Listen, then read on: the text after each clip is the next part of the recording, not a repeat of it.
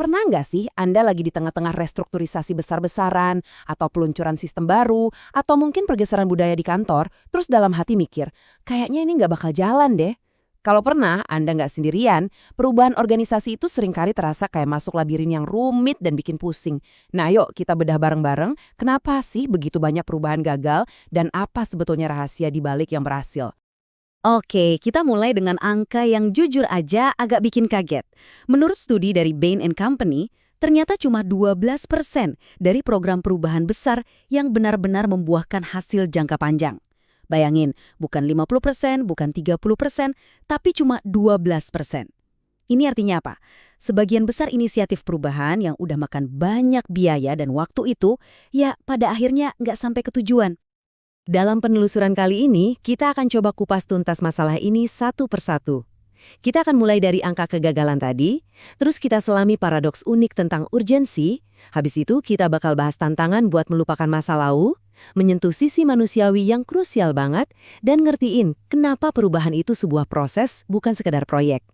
Dan terakhir, kita cari tahu gimana caranya biar perubahan itu beneran nempel. Yuk kita masuk ke bagian pertama, tingkat kegagalan perubahan. Nah, yang menarik di sini tuh bukan cuma soal gagal total, tapi meluasnya hasil yang mediocre, yang biasa-biasa aja. Dan ini secara diam-diam justru bisa jadi lebih bahaya. Lihat deh data ini, walaupun yang gagal total artinya cuma mencapai kurang dari setengah target, itu angkanya udah turun jadi 13%, ada angka lain yang jauh lebih bikin khawatir. 75% program perubahan berakhir di zona abu-abu, alias biasa-biasa aja. Mungkin mereka capai beberapa target tapi nggak maksimal. Nah, hasil yang nanggung kayak gini inilah yang pelan-pelan bikin karyawan jadi sinis dan capek, bikin mereka jadi skeptis kalau ada lagi upaya perubahan di masa depan. Oke, sekarang kita masuk ke pertanyaan kenapa? Kenapa sih kok banyak yang gagal? Tantangan besar pertama namanya paradoks urgensi. Intinya gini, para pemimpin itu dituntut untuk bertindak sebelum krisisnya kelihatan jelas sama semua orang. Sebelum istilahnya panggung perusahaannya benar-benar terbakar. Nah, disinilah letak dilemanya. Di satu sisi kalau data publik udah jelas banget, misalnya pangsa pasar anjlok, semua orang pasti setuju kita harus gerak. Tapi masalahnya saat itu seringkali udah agak telat. Ruang gerak kita jadi sempit karena kompetitor udah lari duluan. Di sisi lain, ketika Anda punya data internal, katakanlah tim riset Anda melihat tren baru yang bakal mengubah industri 5 tahun lagi, Anda punya kebebasan penuh buat bertindak. Tapi apa masalahnya? Ancaman itu belum kelihatan nyata, jadi susah banget buat meyakinkan orang lain kalau kita harus berubah sekarang. Pentingnya urgensi ini juga didukung sama risetnya John Kotter.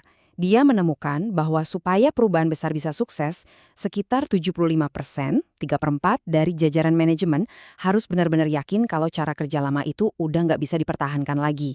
Kalau angkanya di bawah itu, momentumnya bakal gampang banget hilang di tengah jalan.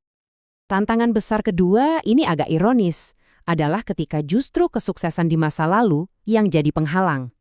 Hal-hal yang bikin perusahaan hebat dulu, prosesnya, cara berpikirnya, strukturnya, sekarang malah bisa jadi belenggu yang menghambat inovasi untuk masa depan. Kutipan dari Vijay Govindarajan ini pas banget. Sebelum Anda bisa menciptakan, Anda harus melupakan. Jadi intinya adalah melepaskan cara pikir dan praktek lama itu bukan pilihan, tapi syarat mutlak untuk bisa menciptakan sesuatu yang baru dan relevan. Inilah yang disebut tantangan melupakan. Ini bukan cuma sekedar lupa ya, tapi secara sadar dan sengaja melepaskan pola pikir, struktur, dan proses yang udah mendarah daging, yang dulu memang membawa sukses, tapi sekarang udah nggak relevan lagi. Ini salah satu hal tersulit untuk dilakukan, dan kadang-kadang butuh guncangan yang sengaja dibuat untuk membangunkan organisasi dari zona nyamannya. Setelah kita paham masalah-masalahnya, sekarang kita pindah ke solusi. Dan komponen paling krusial dari solusi itu ya manusianya. Perubahan nggak akan pernah terjadi kalau Anda nggak berhasil memenangkan hati dan pikiran orang-orang yang ada di dalam organisasi. Jadi pertanyaan besarnya adalah gimana caranya bikin orang-orang mau ikut serta? Ini bukan cuma soal ngirim email pengumuman dari atas.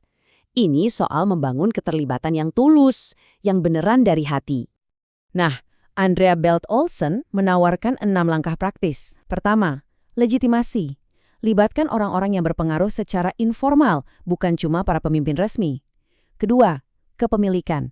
Kasih orang-orang peran nyata buat ikut membentuk perubahan itu. Ketiga, relevansi. Kaitkan perubahan ini untuk menyelesaikan masalah sehari-hari yang mereka hadapi. Keempat, ketercapaian. Pecah perubahan raksasa jadi langkah-langkah kecil yang lebih gampang dijalani. Kelima, keaslian. Pemimpin harus jadi contoh nyata, bukan cuma ngomong doang. Dan terakhir, imparsialitas. Pakai pihak netral untuk bantu kelola konflik dan politik internal yang pasti bakal muncul. Oke, selanjutnya kita perlu ubah cara kita memandang perubahan itu sendiri. Ini tuh bukan proyek yang ada tanggal mulai dan tanggal selesainya. Ini adalah sebuah proses yang terus berjalan, sebuah perjalanan panjang transformasi.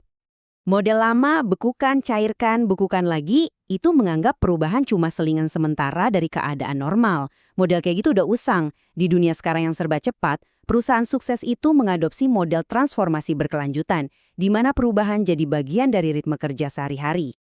Transformasi sejati itu butuh waktu bertahun-tahun. Ini bukan lari sprint.